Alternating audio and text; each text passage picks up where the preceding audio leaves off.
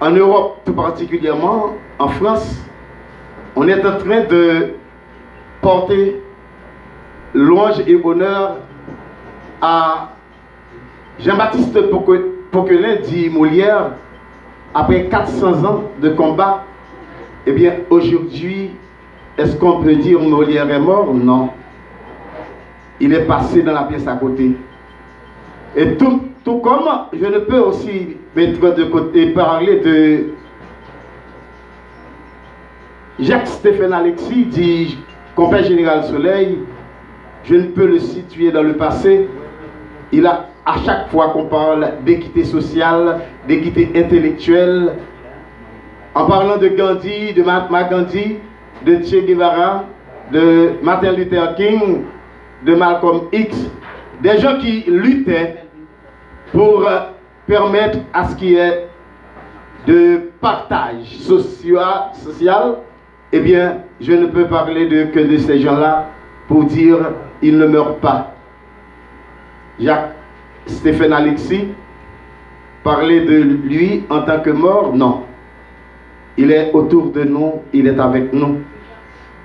Et ce soir, cette minute combien exaltante pour chacun de nous, je n'ai pas de mots personnellement pour vous parler de Jacques-Stéphane Alexis, mais de quelques minutes, il est des gens bien taillés, des figures de proue, des personnalités passées de présentation qui vont vous permettre de lier connaissance, de découvrir cette personnalité combien chère pour nous, Haïtiens.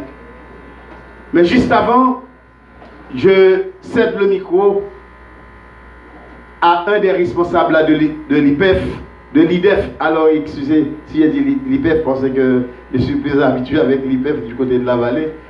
Au père Gilner, maintenant qui va vous dire exactement comment il voit cette situation et cette réunion de ce soir et comment il conçoit votre présence ici.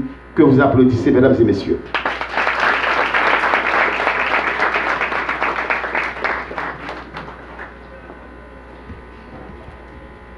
Mesdames et messieurs, bonsoir.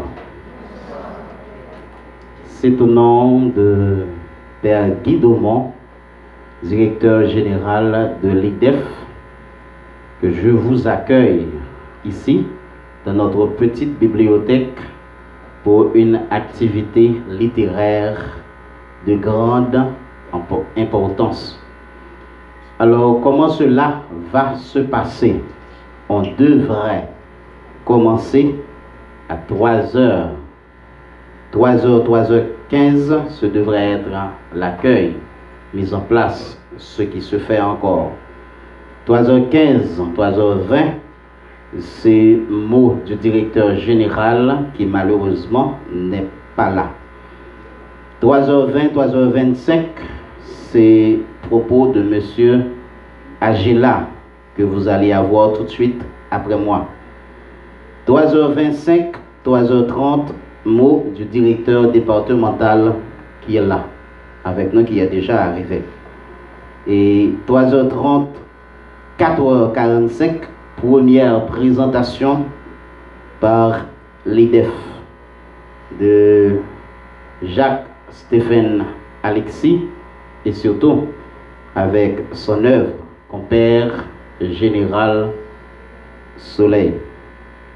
Et de 4h15 jusqu'à 5h, on va avoir une deuxième conférence avec l'institution Vie de France. Et après, on va avoir le débat, question du jury, mais aussi de vous. De 5h30 jusqu'à 5h45, nous allons avoir une conférence de quelques minutes avec M. Jacques Desrival. Et aussi, on va enchaîner avec encore une petite conférence avec M. Omar Gara. Et après, de 6h jusqu'à 6h30, c'est la partie culturelle suivie des mots de M. Agila et de M. Robert. Voilà, et je passe tout de suite le micro à M. Edgar Agila qui va faire ce qu'on appelle le mise en contexte. Mesdames et messieurs, bonsoir. Bienvenue dans la 4e édition de la Jacques Méditude. Et bienvenue aussi dans le centenaire de la commémoration de Jacques-Stéphane Alexis, qui est, ou bien qui fut, un grand écrivain, un grand intellectuel haïtien. D'abord, tout le monde sait que il est né le 22 avril 1922 et il est mort, particulièrement, alors il devrait avoir 100 ans cette année 2022. Tout le monde sait qu'il est mort fusillé parce que c'est un grand intellectuel, un grand écrivain. Son nom est allé très loin, particulièrement en Europe, dans les pays communistes comme la Russie, comme l'Allemagne à cette époque, et qui a été tué par les sbires de François Duvalier. Un intellectuel différent des intellectuels haïtiens, haïtiens modernes, à savoir que des intellectuels organiques.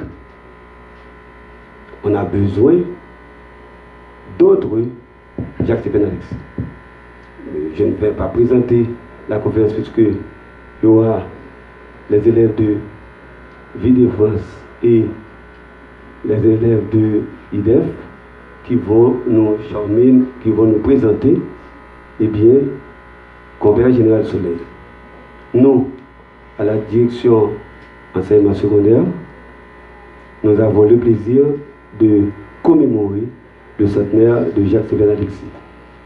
Et nous vous disons que vous aurez le 8 juillet, vendredi, je ne sais pas si la date sera donc régulée, mais l'examen, je vous dis ça en passant, l'examen sur Jacques-Stéphane Alexis. Lisez pour nous.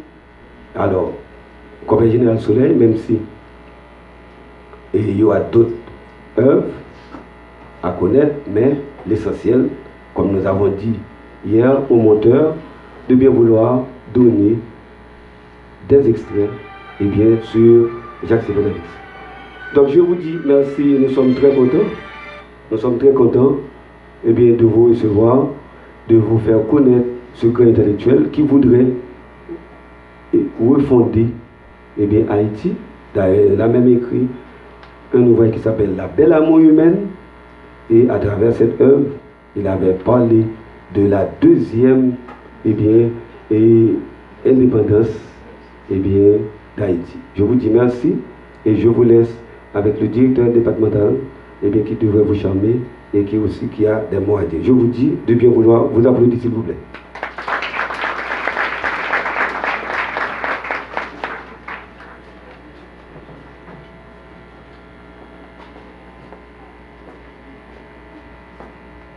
Et je dois saluer la présence de... Je commence par les mesdames, les mesdemoiselles du lycée de Cellule Amour. Et je salue la présence des élèves des Sœurs Salésiennes, les élèves de la Trinité, je ne l'ai pas vu, ok, Trinité. Elles sont là? Non, elles ne sont pas là. Ils sont là? D'accord, les élèves de la Trinité. Ensuite, les élèves de Vie de France et qui sont et qui viennent rencontrer les élèves du Bon Pasteur et qui sont nos conférenciers de ce soir. Nous saluons le directeur de Vie de France, M. Pierre-Louis. Nous saluons le directeur de l'IDEF, Père Gilbert. Vous allez être tout yeux, tout oreille. Tout yeux, tout oreille, ça veut dire vous allez ouvrir grandement les oreilles et puis ne pas laisser d'une seconde les conférenciers, le débat qui va être fait entre les élèves de l'IDEF et les élèves de Vie de France. À ce moment-là, vous allez là pour apprécier le travail réalisé par ces deux écoles. L'appréciation demande de l'écoute. Et je vous demande d'applaudir à présent les élèves de l'IPEF dans leur prestation, s'il vous plaît.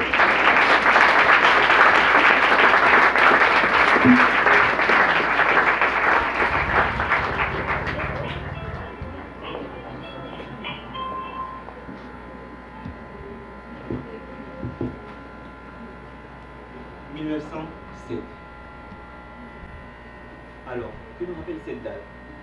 Apparemment, personne ne sait. 1907, précisément le 4 juin 1907, en Haïti, du côté de Port-au-Prince.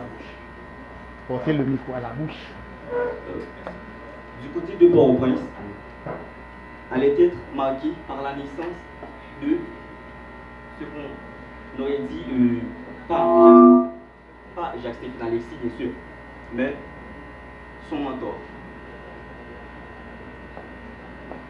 Comprendre l'idéologie de Jacques Romain, c'est comprendre la philosophie de Jacques-Stéphane Alexis. Ce grand gaillard, avec un peu trop d'audace pour un si jeune écrivain, évoluant sous un régime, une dictature pareille, n'allait certainement pas faire grand feu. Bon, c'est ce qu'on pensait. Mais 100 ans après, vous êtes là. Ils sont là, et je suis là pour parler de lui et scander encore son nom. Et fou qu'il est, le 2 juin 1960, allait écrire à François Duvalier une lettre. Une lettre à François Duvalier, le dictateur. Mais observons sa première phrase dans sa lettre.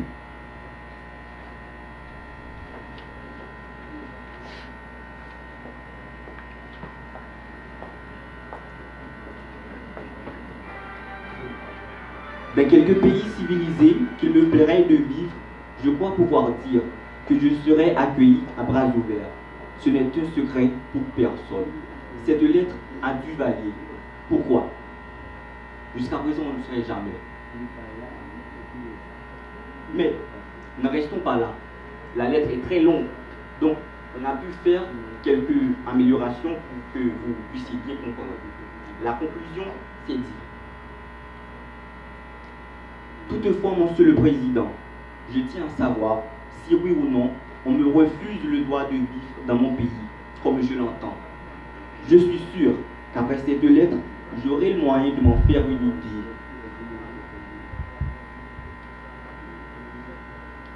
Jacques-Stéphane Alexis, l'œuvre protéiforme qu'il a écrite, compère Général Soleil.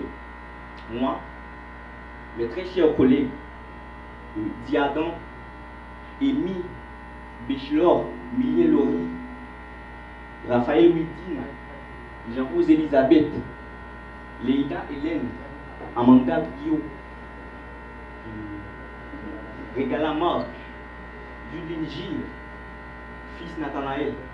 Nous allons essayer de déchiffrer au peigne fin, nous allons essayer de passer l'œuvre protéiforme qu'on avait dit, compère Général Soleil. Merci.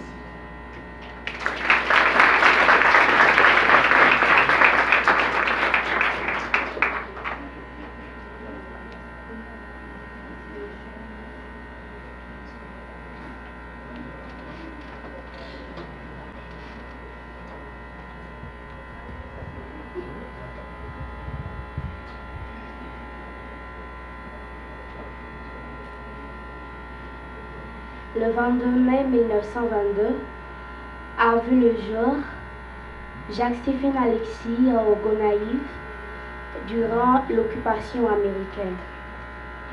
Il est le fils de Stéphane Alexis, diplomate, journaliste, historien et écrivain d'Haïti, connu surtout de son roman titré Le Nègre masqué. Du côté maternel, Jacques-Stéphane Alexis est descendant du père de la patrie. Vous savez déjà, le père de la patrie, c'est Jean-Jacques Dessalines. il a grandi dans un environnement où les débats politiques et littéraires occupent vraiment une place importante. Il a fait ses études primaires au collège Stanislas à Paris et continue son parcours en Haïti au collège Saint-Louis de Gonzague. À la fin de ses études classiques, il entame des études en médecine. À 18 ans, les portes de la littérature s'ouvrent à lui, soit en 1940, grâce à une publication d'un essai sur le poète surréaliste haïtien Hamilton Garout. Jacques-Stéphane Alexis, il a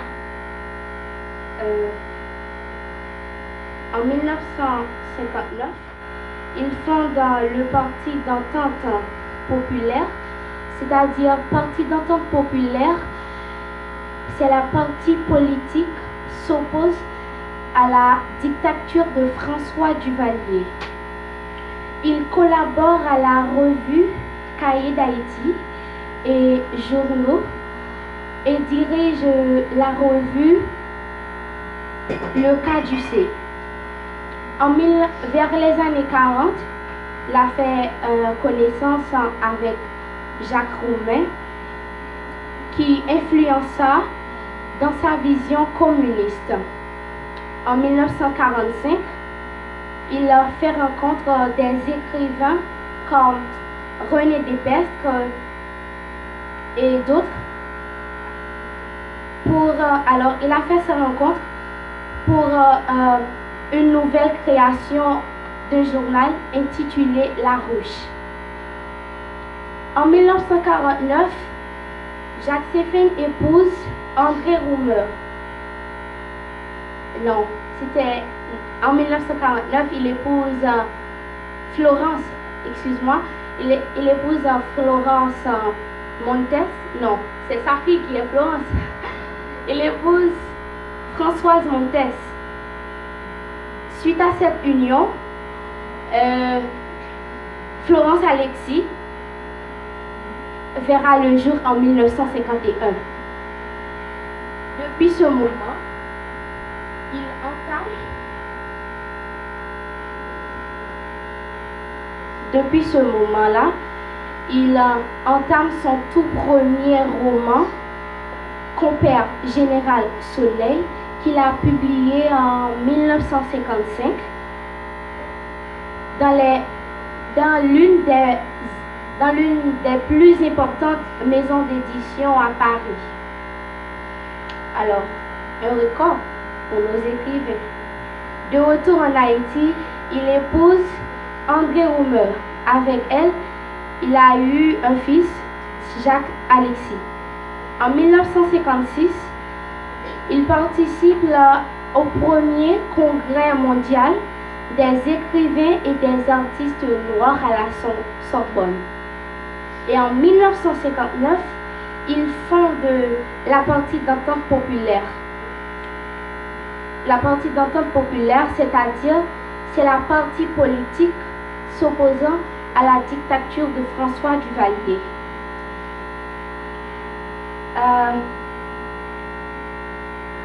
Ainsi donc, on peut voir que Jacques-Stéphane Alexis est un homme de bravoure fidèle à ses convictions et on ne peut plus toucher à sa terre natale. Dans quelques pays civilisés qu'il me plairait de vivre, je crois pouvoir dire que je serai accueilli à bras ouverts. Ce n'est un secret pour personne. Mais mes morts d'hommes dans cette terre, ce sang est rouge du sang de générations d'hommes qui portent mon nom. Je descends par 2 fois de ligne directe de l'homme qui fonda cette partie. Aussi, j'ai décidé de vivre ici et peut-être d'y mourir, a-t-il déclaré sa lettre à François Duvalier. En 1961, il débarqua à Mont-Saint-Nicolas clandestinement dans le but de mettre fin au règne du variéliste. Trahi, il sera attendu du côté de la plage de Bombardopoli, exécuté avec son équipe. Cependant, sa mort fut un mystère. Merci.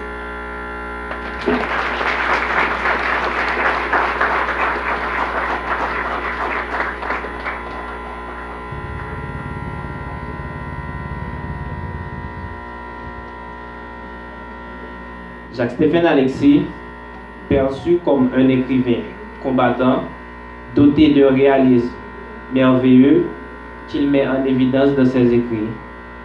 Lorsqu'il met en évidence des termes comme le communisme, le fascisme, la culture de son pays, mais aussi le marxisme, car il en était un adepte. Jacques-Stéphane Alexis est le seul écrivain haïtien de son époque à publier dans les éditions Gallimard, qui était la plus grande maison d'édition de cette époque. Jacques-Stéphane Alexis a publié de nombreuses œuvres comme Compère Général Soleil, qui a été publié en 1955 par la maison d'édition Gallimard. Puis il a publié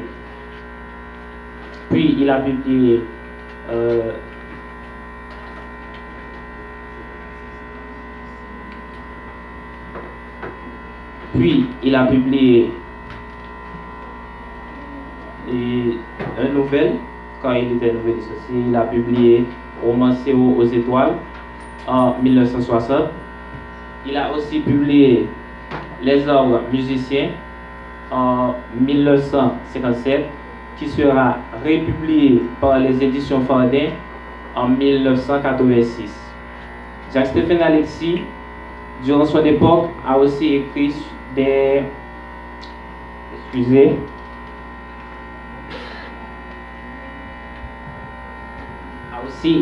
articles comme il a contribué à la contribution de la table ronde sur le folklore et le nationalisme.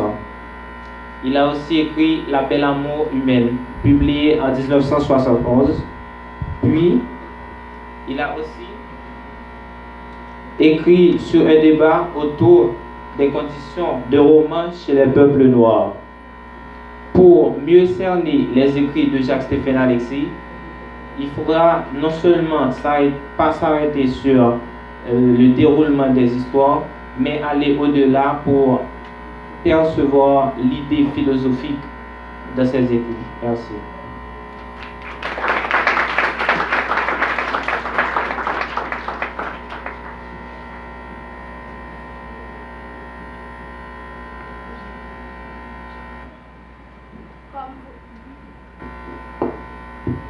Comme vous le savez déjà, l'œuvre qui nous intéresse aujourd'hui, c'est Compère Général Soleil.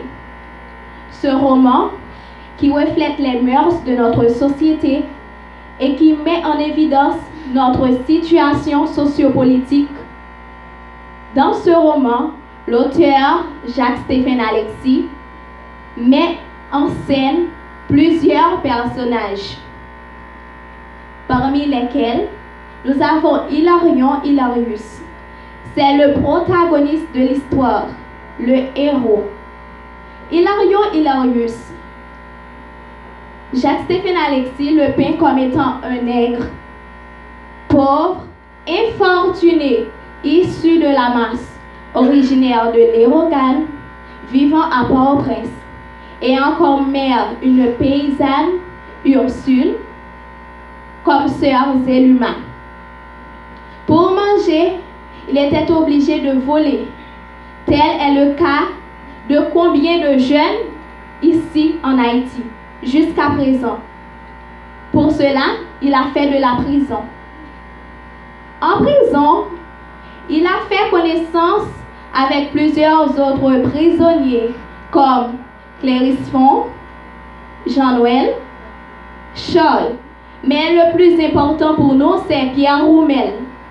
Pierre Roumel, lui-même, fut un bourgeois communiste et il était en prison pour la défense de cette cause. Son idéologie l'avait fait traquement de Vincent. Il était en prison, mais malgré tout, il avait gardé son idéologie en tête. Donc, c'est lui qui a promulgué cette idée à Hilarion. Il a promis du travail à Hilarion et il a référé Hilarion à sa mère, Madame Roumel, une bourgeoise. Après sa sortie de prison, Hilarius avait fait la rencontre de Claire Heureuse. Claire Heureuse, c'est une jeune femme, une jeune négresse qui vivait dans des conditions plus ou moins humaines, contrairement à Hilarion. Claire Heureuse vivait chez sa marraine, Erika Jordan, issue de la classe moyenne. En plus, malgré Hilarion vivait dans des conditions inhumaines, il avait quand même une enfance. Il avait pour ami d'enfance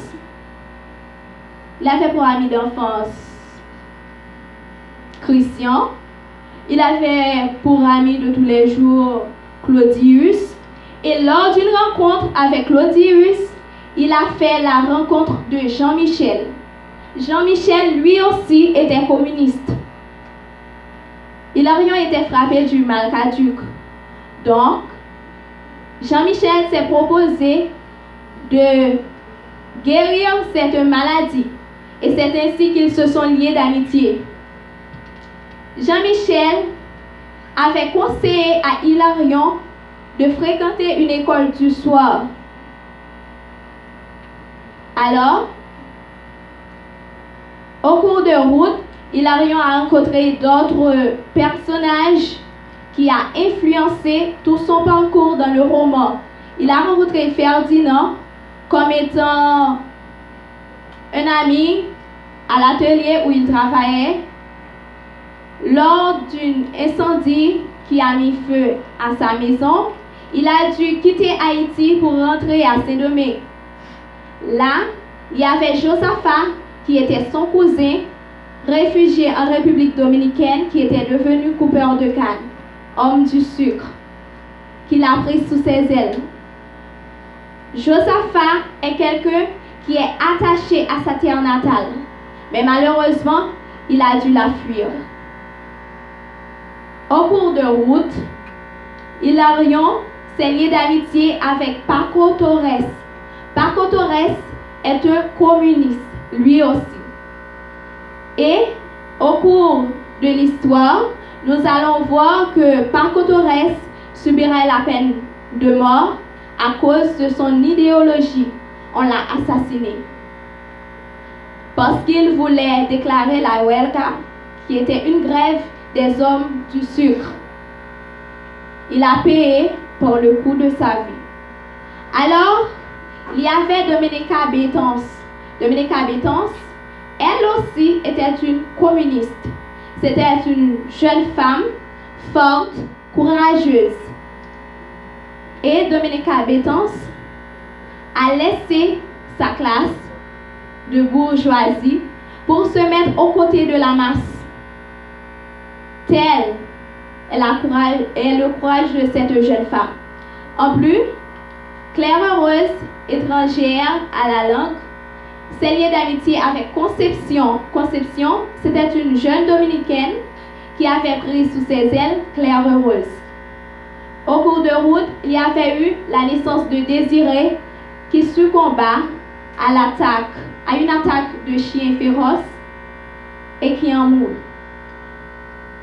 Après, il y a Coco Zumba, qui était le gardien de la maison de Mademoiselle Dominica Bétance, qui avait aidé à Hilarion et sa femme Claire Heureuse de fuir la terre étrangère. Merci.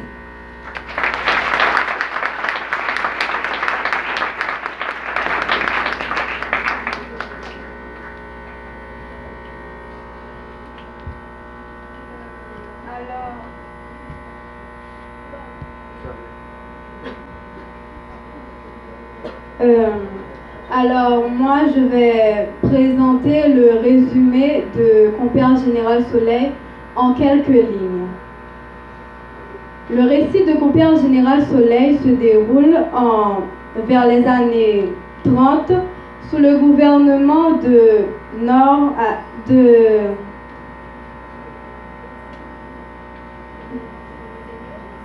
Seigneur Vincent, dans le cadre de l'occupation américaine. L'occupation américaine a donc servi de cadre au roman Compère Général Soleil. Dans ce roman, Compère Général Soleil nous illustre l'histoire de Hilarius Hilarion, un jeune crève-à-faim qui est fauché à cause de sa maladie, le mal caduc. À cause de sa maladie, il n'a jamais pu trouver du travail car elle était handicapante pour lui. Un soir, pendant un soir, il succomba à ses démons et dut voler pour subsister. Alors, il entra par effraction dans une maison d'un bourgeois qui habitait dans les hauts quartiers de Port-au-Prince, dans les quartiers fortunés. Puis après, par la suite, il a été arrêté et jeté en prison. Après son arrestation, il a été transféré à la sinistre prison du Fort Dimanche. Arrivé à Fort Dimanche, il fit la rencontre d'un prisonnier, Pierre Roumel. Cette rencontre l'affecta beaucoup car Pierre Roumel était un militant communiste avec de forts idéaux. Pierre Roumel lui offrit son aide en lui offrant du travail. Il lui confia une lettre qu'il devait remettre à sa mère, Madame Pierre Roumel. Et comme prévu, après un mois de prison, après un mois de galère, muni de sa lettre, il tenta sa chance.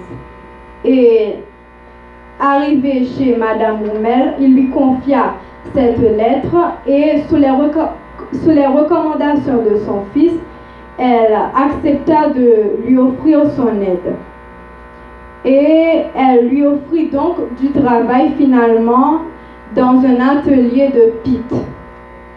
Dans cet atelier, Hilarion fit la rencontre de la patronne, Madame Bockman, une bourgeoise étriquée, rattachée à ses valeurs.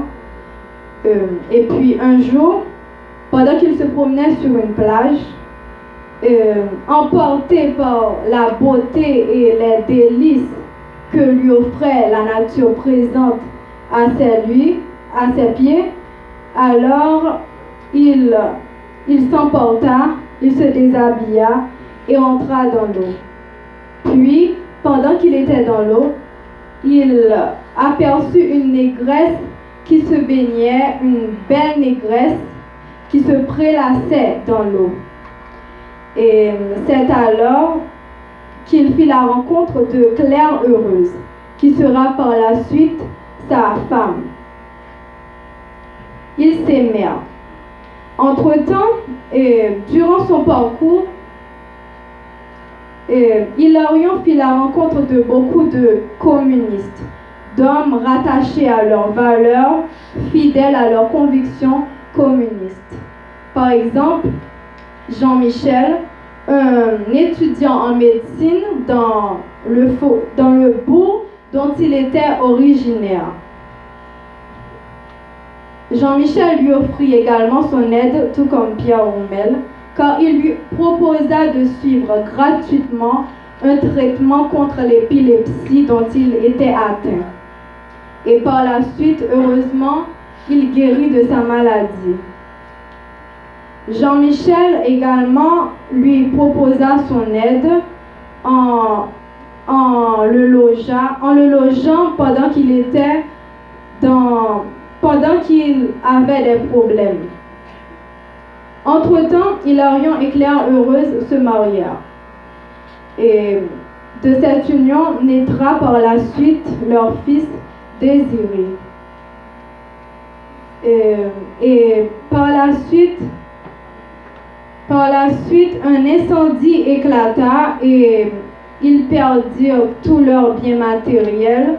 Ils durent alors mettre d'eau à tous leurs biens pour pouvoir repartir à zéro.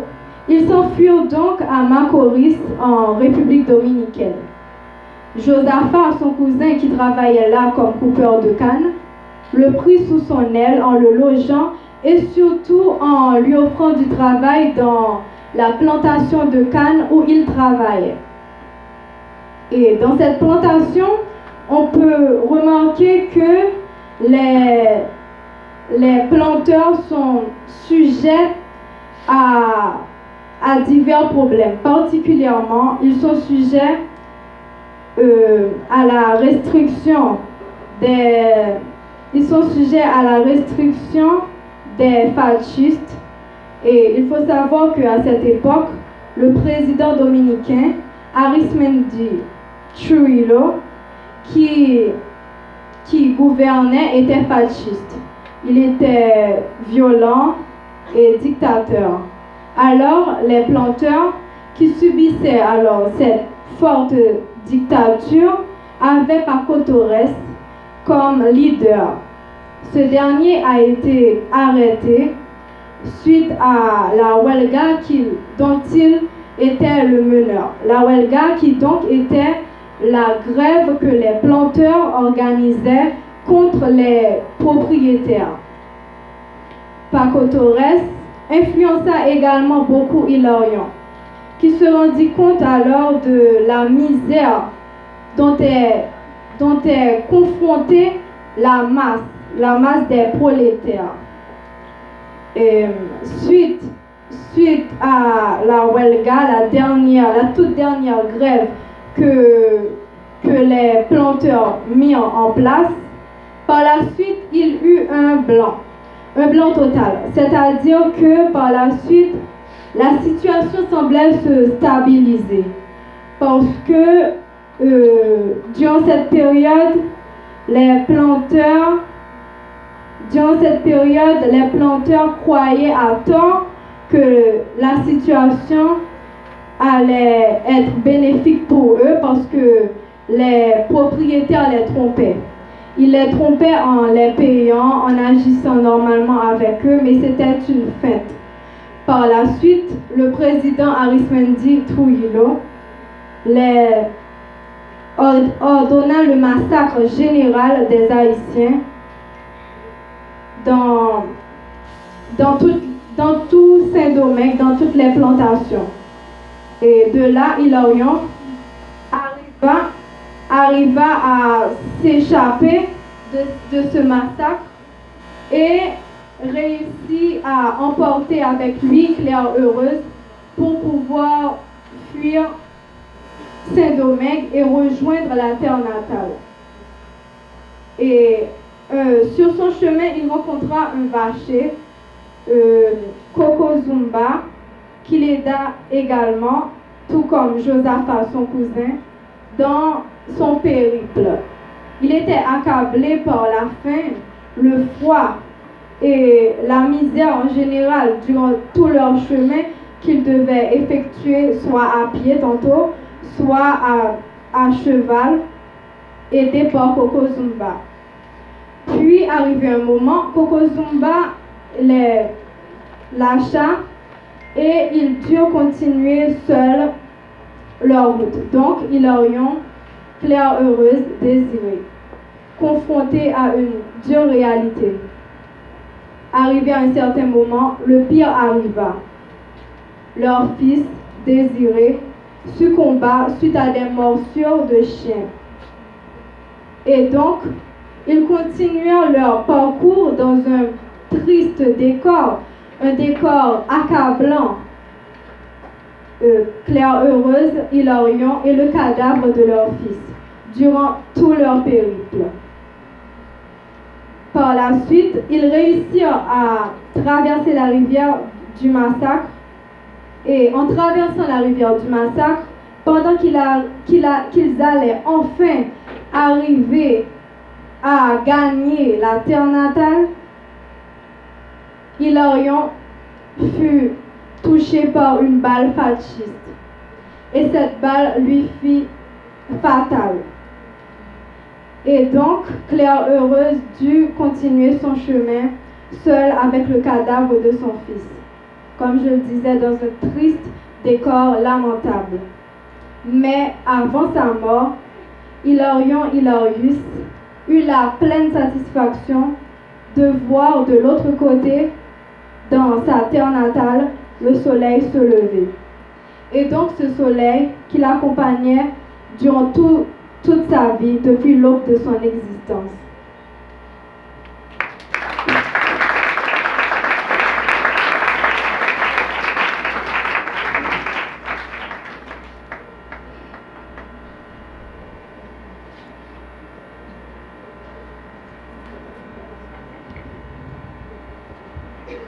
Bonsoir à tous. Alors, comme vous le savez déjà, nous sommes réunis ici en mémoire de Jacques-Stéphane Alexis. Et l'œuvre qui nous intéresse le plus aujourd'hui, c'est Compère Général Soleil. Cette œuvre est considérée pour beaucoup comme un chef-d'œuvre, car à travers l'œuvre et Jacques-Stéphane Alexis, disons, nous livre une partie de lui-même. Il nous livre sa philosophie, sa conception de la société haïtienne. Et pourtant, cette œuvre n'est pas une œuvre autobiographique. Alors on se demande sûrement comment ça se fait. Eh bien, en fait, c'est parce que entre la vie de l'auteur et celle du personnage principal, Hilarion, il existe une certaine similitude.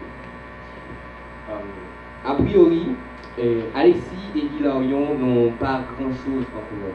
Il faut dire que Alexis a grandi dans l'ombre de son père qui était journaliste, diplomate, aussi romancier.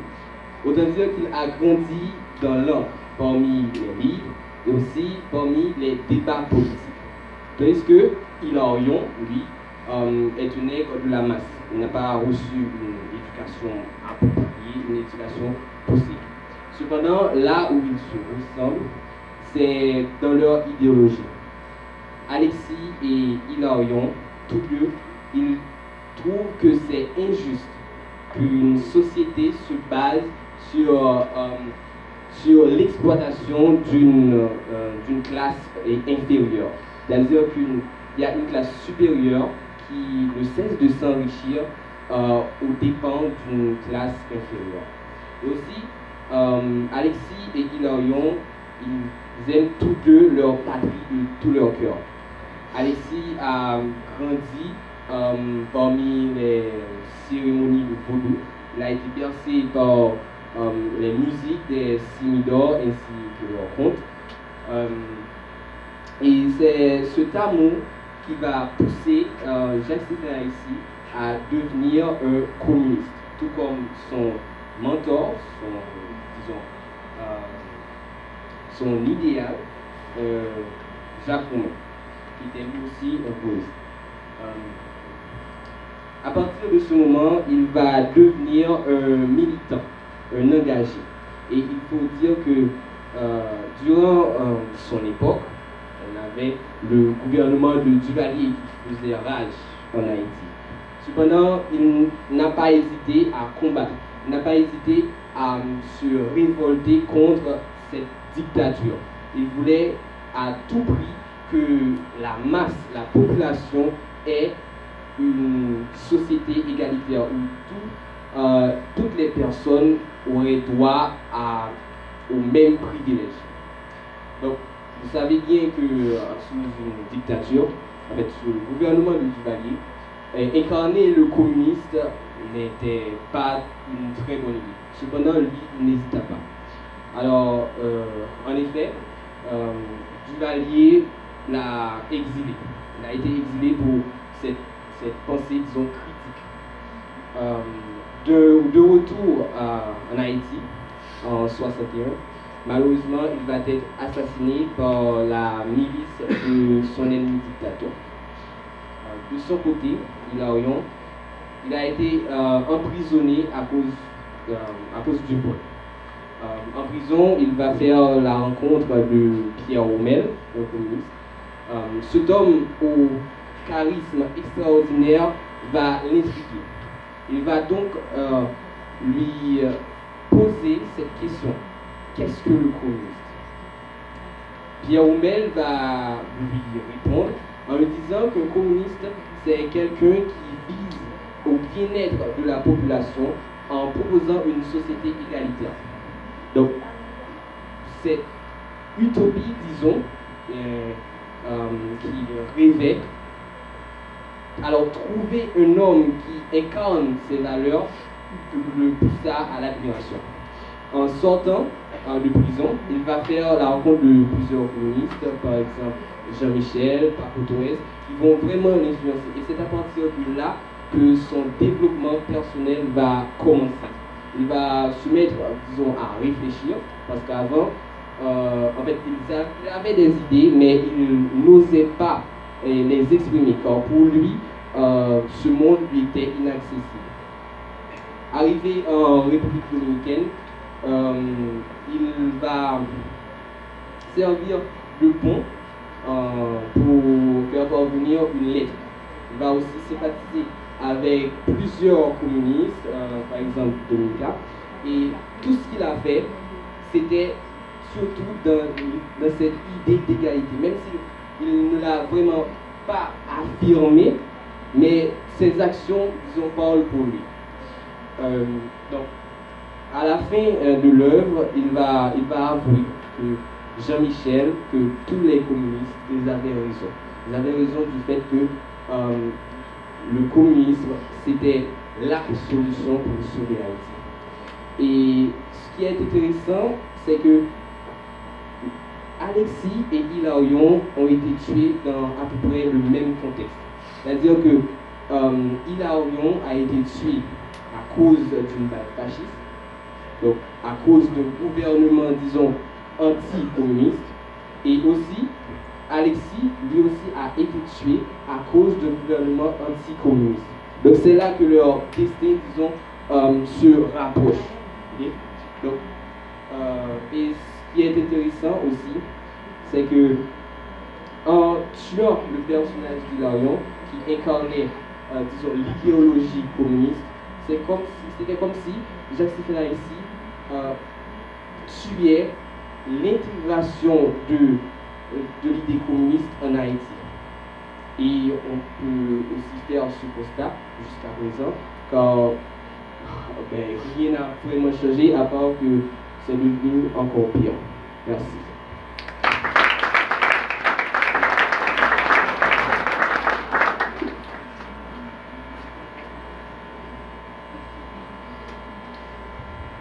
Tout être humain a quelque chose qu'il aime. Ce peut être la musique, la littérature, les arts et tant d'autres que nous passons d'expliquer.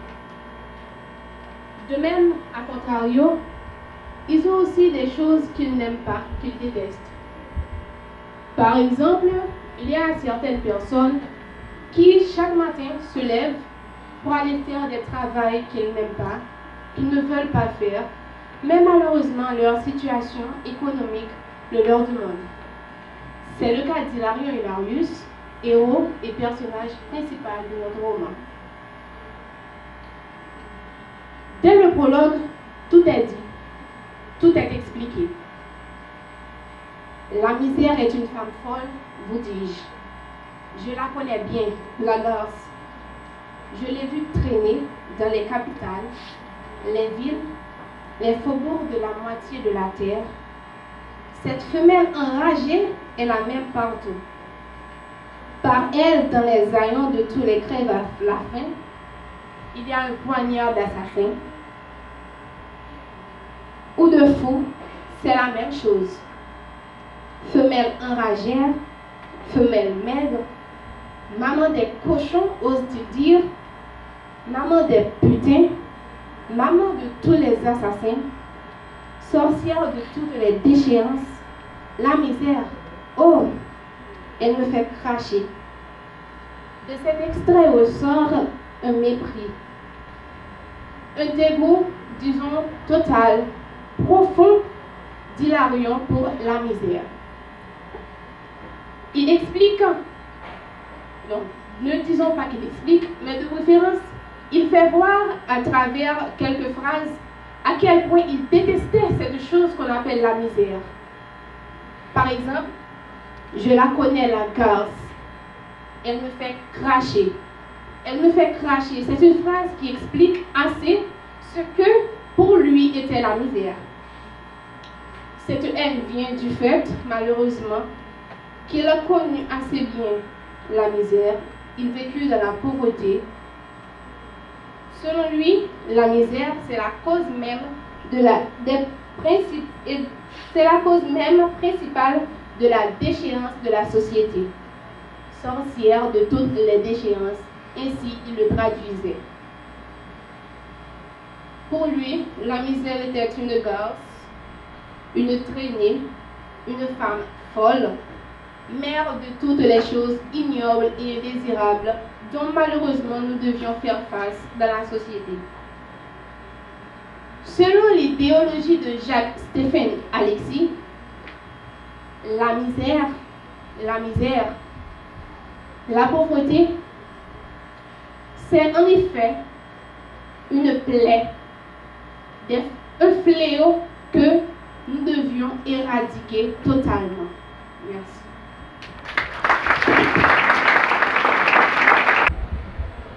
Bonsoir à tous. En fait, je vais vous expliquer les grands points qui font de ce roman, Compère Général Soleil, une idée d'aimer, d'embrasser et de comprendre le monde. Je vais procéder de façon délimitée. L'idée d'aimer le monde, c'est l'effet que ce roman vise l'égalité entre les hommes, c'est-à-dire l'axe donnant accès même aux plus bas, aux plus pauvres, genre droit à l'éducation, droit à la nourriture, pour ne citer que cela. L'idée d'embrasser le monde est mise en évidence à travers l'œuvre avec le personnage Pierre Roumel, qui est le visage concret même de Jacques Roumel. Alors, à ne pas oublier que Jacques-Stéphane Alexis avait comme un modèle Jacques Roumel. Et d'ailleurs, dans l'œuvre titrée Gouverneur de la Rosée, la préface a été faite par Jacques-Stéphane Alexis. Tout ceci revient à dire que Pierre Roumel est le visage emblématique du père marxisme à travers ce roman. Le marxisme est cette pensée qui prône l'égalité à travers le monde. Le marxisme est un mouvement opposé au capitalisme qui se base de son côté sur l'individualité, là où chacun s'accentue sur son profit personnel et son propre intérêt. L'idée de comprendre ce roman, c'est le fait que ce même roman pousse le lecteur à adapter la pensée marxiste, c'est-à-dire à intégrer une communauté dans laquelle l'égalité se vante sans se réserver. Alors, dans l'ensemble, les grands points qui pourraient qualifier ce roman une idée d'aimer, d'embrasser et de comprendre le monde, c'est surtout l'intégration à une société égalitaire et surtout un sentiment d'humanisme qui place la personne humaine à son épanouissement et au-dessus de toutes les valeurs. Merci.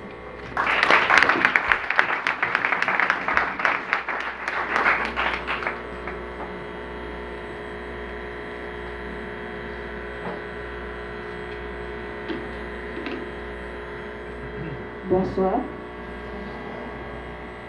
À partir des leçons tirées de l'œuvre, quelle est la meilleure façon pour construire une société plus modeste, plus moderne, plus juste,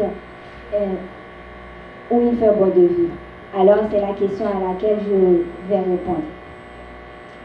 À partir des leçons tirées de l'œuvre, la meilleure façon pour construire une société plus juste, plus moderne, plus socialiste, serait d'épouser la pensée de Jacques-Stéphane Alexis, serait d'épouser le marxisme. Le marxisme, excusez-moi, alors serait d'épouser la pensée de Jacques-Stéphane Alexis. La pensée de Jacques-Stéphane Alexis, c'est le marxisme. Le marxisme vise à aimer le monde. Autrement dit, le marxisme vise l'égalité dans le monde. Le marxisme, c'est, on peut l'appeler aussi le vivre ensemble, la solidarité, la mutualité, quoi. On s'entraide, il n'y a pas question d'individualisme, il n'y a pas question d'égoïsme, quoi, qui est les privilèges contre certains et non pas pour l'autre. Alors, la façon qui serait le plus simple, la façon qui serait pour moi de bâtir une société plus juste, plus moderne, plus socialiste, c'est en quelque sorte, oui, faire référence à la pensée de Jacques-Stéphane Alexis, le marxisme. À noter que le monde où nous vivons est un monde basé sur l'inégalité. Le monde où nous vivons est un monde basé sur l'égoïsme. Alors, en embrassant la pensée de Jacques-Stéphane Alexis, on pourrait combattre, on pourrait lutter contre l'égoïsme, l'individualisme,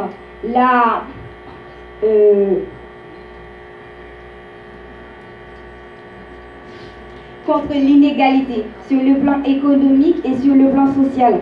En outre, la meilleure façon serait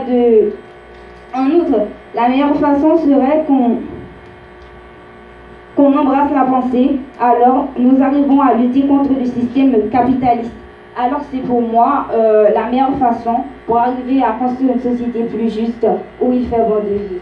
Merci.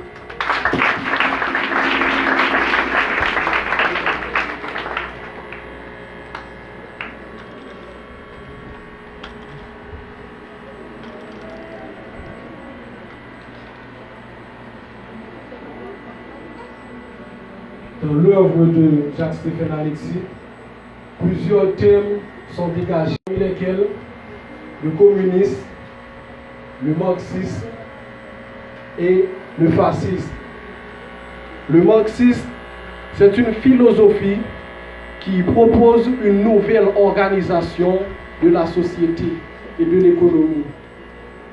C'est une situation qui vise à améliorer le mode de vie des ouvriers. Alors, le marxisme va donner naissance au communiste. Le communiste, c'est la nationalisation des biens. Le fait que tous les biens appartiennent à l'État. Le communiste est aussi autoritaire. Autoritaire dans la mesure où il fait respecter les lois. Alors, comme communistes, nous pouvons prendre Cuba comme exemple. Les communistes donnent à manger à leur nation, tandis que les fascistes eux-mêmes tuent leur nation, massacrent leur nation. Alors, le thème fascisme a été introduit en 1922 par l'italien Benito Mussolini. Et le fascisme, les fascistes croient à la violence, à la suprématie sur les autres, à la régénération de la nation.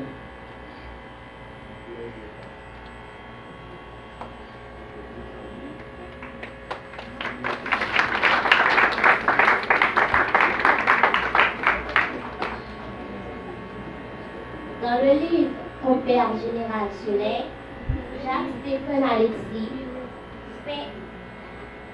dans le livre Compère général Soleil, Jacques-Stéphane Alexis peint à l'eau forte l'amour de l'égalité sociale.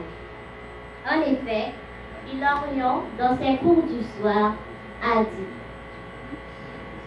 sa surprise avait été sans borne de découvrir que derrière les hommes et les politiques de sauvages, lutte d'intérêt et de caste avaient toujours existé, salissant tout, bouleversant tout, allumant le feu des guerres civiles, provoquant des trahisons sordides, expliquant les misères et les malheurs du peuple, non pas la couleur des hommes, mais les catégories sociales, les classes.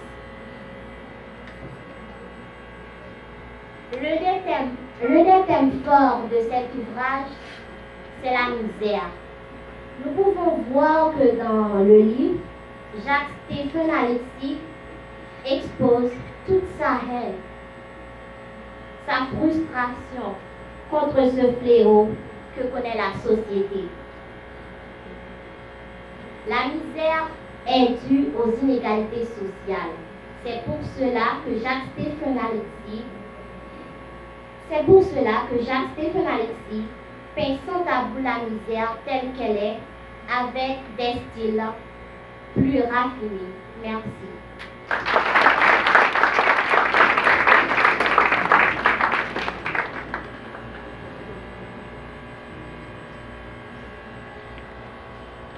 Ce qu'on fait, le célèbre roman de Jacques-Stéphane Alexis, intitulé Compère général Soleil,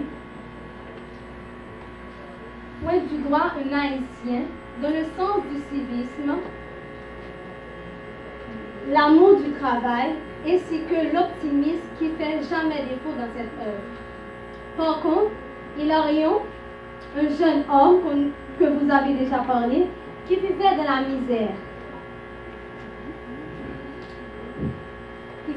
misère, a été mis en prison pour vol. Mais quel vol?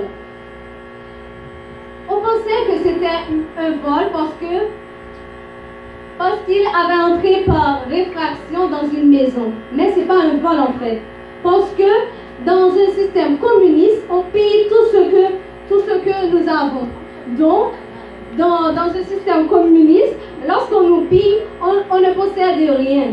Donc, pour moi, Hilarion n'a pas volé. Il a juste restitué ce qui lui vient de droit. Hilarion a fait une vengeance contre la misère. Hilarion a laissé un sien dans l'abîme, a laissé un sien qui a été jeté dans l'abîme des grands dictateurs. De là, on peut dire que c'est un jugement assez normal, si on oserait dire. C'est un jugement assez normal, si on oserait dire. Mais pourquoi faisons-nous pas cette réflexion? Qui peut donc, dans sa faible nature humaine, résister au fléau de la disette? En fait, les analystes visés au cœur du roman dessinent des grandes leçons de morale. Celle du travail, qui est le seul bien de l'homme, celle qui nous permet de vivre aisément, c'est-à-dire avoir le pain quotidien. Ce sont des exemples à suivre pour permettre à tous les individus de répondre à leur vocation d'homme. Tout le monde aime sa terre natale, évidemment. Tout le monde. Mais nous avons aussi un goût pour l'étranger. Mais les étrangers ne nous accepteront jamais. De là, dans l'œuvre, l'auteur suscite dans le cœur de son lectorat un esprit de révolte contre tout ce qui est préjudiciable et défavorable à leur intérêt.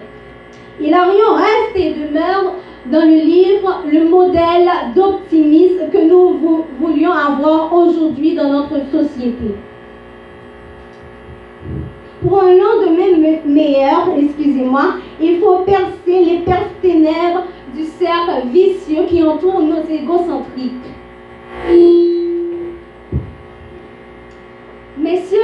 mesdames, ne serait-il pas convenable et utile d'embrasser ce conseil qui dit dans le livre Les 10 hommes noirs de Villers? Franck a dit, cessant de pleurer pour cesser d'autres pleurs, pour sécher d'autres larmes, il faut sécher d'autres pleurs. Donc, évitez de gna tout le temps, de vous apaiser sur vos sorts, mais plutôt vous révolter, parce que c'est cela que Jacques-Stéphane Alexis voulait. Une révolte, excusez-moi. Il ne voulait pas que vous asseyez comme ça, à blablabla. Oh oui, le pays a un sérieux problème, sans rien faire. Voilà. Donc Stéphane Alexis, il voulait aussi nous faire embrasser le monde, c'est-à-dire ne pas avoir des préjugés contre telle ou telle personne par rapport à sa situation sociale ou économique, peu importe. De là, on peut dire que, ô général soleil, réchauffe nos cœurs, guide mes pas sur la route qui nous mène vers un lendemain meilleur. Merci.